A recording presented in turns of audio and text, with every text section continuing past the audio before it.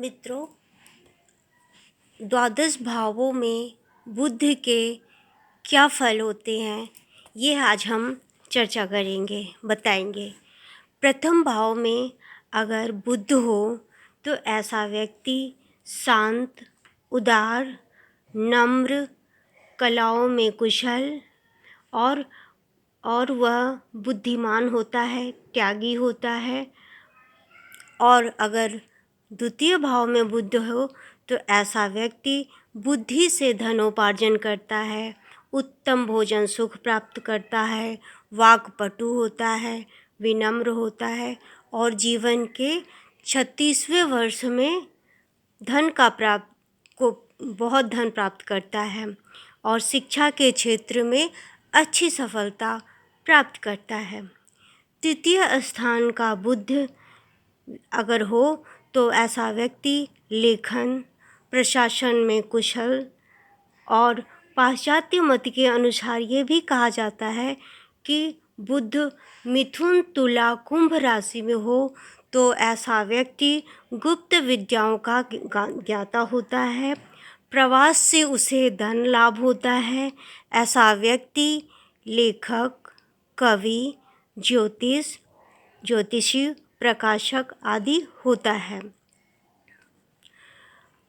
और अगर चतुर्थ भाव में बुद्ध है तो ऐसा व्यक्ति धन प्राप्ति में उत्तम होता है, अच्छे मित्र होते हैं। अगर पाप ग्रह है तो इनमें बाधा उत्पन्न होती है। आचार्य मंतेश्वर का मानना है कि गणित शास्त्र का ज्ञाता भी होता है। पाश्चात्य मत के अनुसार अपनी राशि का बुद्ध हो तो यह अंतिम भाग जीवन का अच्छा जाता है। स्मरण शक्ति तीव्र होती है और अंतर्ज्ञान भी मतलब इंट्यूशन भी अच्छा होता है।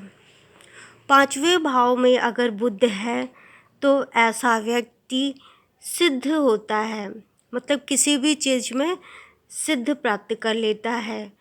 अगर पाप ग्रह से दृष्टि हो तो संतान के लिए हानिकारक होता है और अगर श्रेष्ठ हो तो संतान कम होते हैं। पाश्चात्य मत के अनुसार पांचवें भाव में बैठा बुद्ध विद्या वैभव के लिए उत्तम माना जाता है। छठे भाव में अगर बुद्ध बैठा है तो ऐसे व्यक्ति शत्रुओं की वृद्धि होती है, बुद्धिहीनता आती है। यहाँ तक पाश्चात्य मतों के अनुसार नौकरों से कष्ट मिलता है, श्वास संबंधी रोगों की संभावना होती है और मानसिक पीड़ा होती है, मानसिक बीमारी आदि की संभावना बनती है। और ये भी ध्यान रखें, यदि शुभ ग्रह से दृष्टिगत हो तो ऐसा परिणाम नहीं देगा।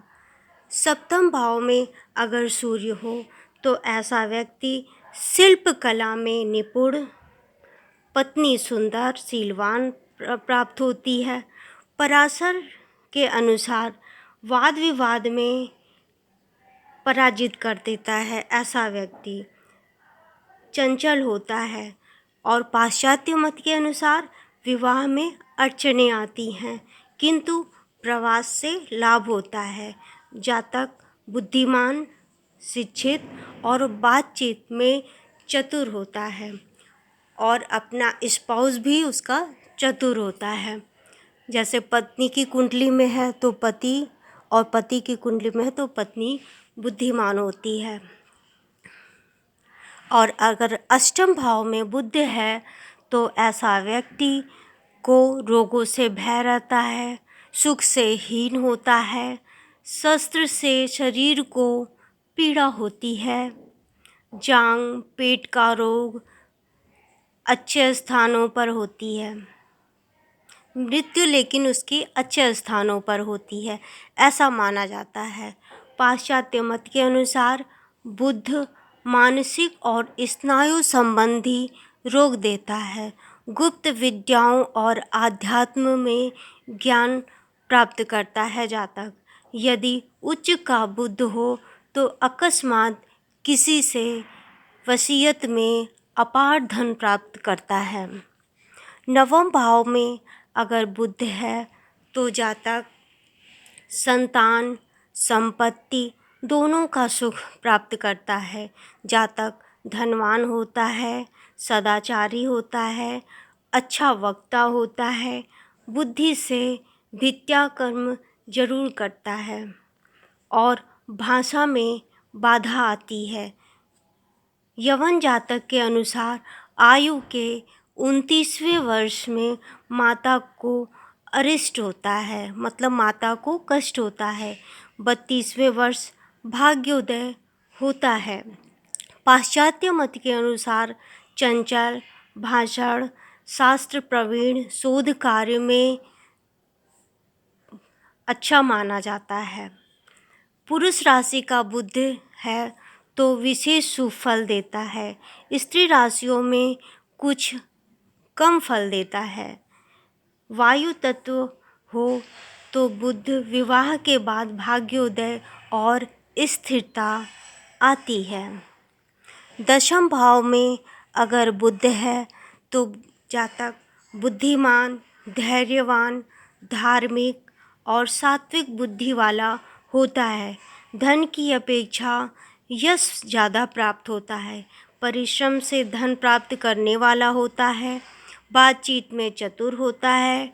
मातृ सुख से युक्त होता है। लेखक, कवि या राज्य अधिकारी होता है। पाश्चात्य मत के अनुसार स्मरण शक्ति बहुत उत्तम होती है। स्वगृही हो और उच्च का हो तो यह शुभ ही फल देता है। एकादश भाव में बुध है तो ऐसा व्यक्ति स्त्री प्रिय होता है, गुणवान होता है, बुद्धिमान होता है, अनेक विद्याओं को जानने के लिए हमेशा इच्छुक होता है, मनमौजी स्वभाव का होता है। पाश्चात्य मत के अनुसार बलवान बुध हर प्रकार से लाभ ही देता है। 12वें भाव में बैठा बुध दीन, क्रूर, आलसी, अपमानित होने वाला जातक को बनाता है। आर्थिक हानि, स्वजनों से दूर रहना पड़ता है। कोई न कोई व्यसन अवश्य होता है। स्वभाव खर्चीला होता है। अनेक रोगों की संभावना बनी रहती है। पाश्चात्य मत के अनुसार व्यक्ति स्पष्ट वक्ता, साहसी और अधिकार प्रिय होता है।